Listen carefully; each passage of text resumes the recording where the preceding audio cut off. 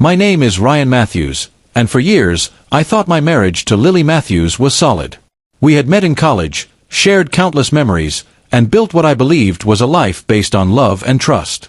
But beneath the surface, cracks were forming, small at first, subtle disagreements that I ignored, until one day, they became impossible to overlook. It all came to a head one evening. Lily had been distant for weeks, canceling plans, avoiding conversations, and spending more time with friends than with me.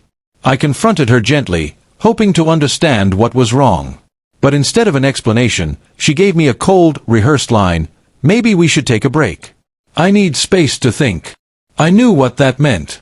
She wanted control, she wanted to manipulate my feelings, and I could sense she expected me to beg her to stay. She thought I'd plead, grovel, and prove my love by giving up my pride. But something inside me had changed.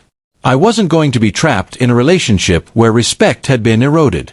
The next day, I drafted the divorce papers. It wasn't done out of anger or spite, it was done with clarity and resolve. I wanted both of us to move forward without the toxic undercurrent that had poisoned our marriage. When I handed her the documents, her eyes widened in shock. She expected tears, emotional pleas, maybe even outrage. But all she saw was calm determination. For a long moment, she didn't speak.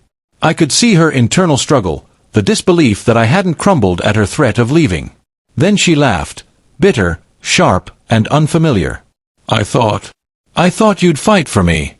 I thought you'd beg," she said, almost whispering. I shook my head.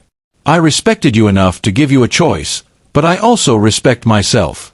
This is the only way we can be honest with each other. That's when everything changed. The tension that had existed for months, the silent blame, the unspoken disappointments, began to dissolve. Lily stopped trying to manipulate, stopped expecting me to react on her terms. We had our first real conversation in years, not about fighting, not about controlling, but about what we truly wanted for our lives.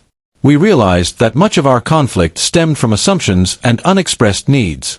By stepping back, by refusing to play the game she expected, I inadvertently created space for honesty. We began discussing boundaries, expectations, and even our future, whether together or apart.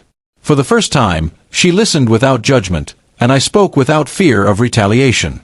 In the weeks that followed, our relationship shifted. Divorce was still on the table, but it was no longer a weapon or a punishment. It became a tool for clarity. And surprisingly, in that clarity, we rediscovered fragments of respect and understanding that had long been buried under resentment. That day taught me a lesson about strength and love. Sometimes the most powerful thing you can do isn't to fight desperately for someone else's approval, but to stand firm, honor yourself, and let honesty guide the path forward. And when you do that, even relationships you thought were lost can transform in ways you never expected.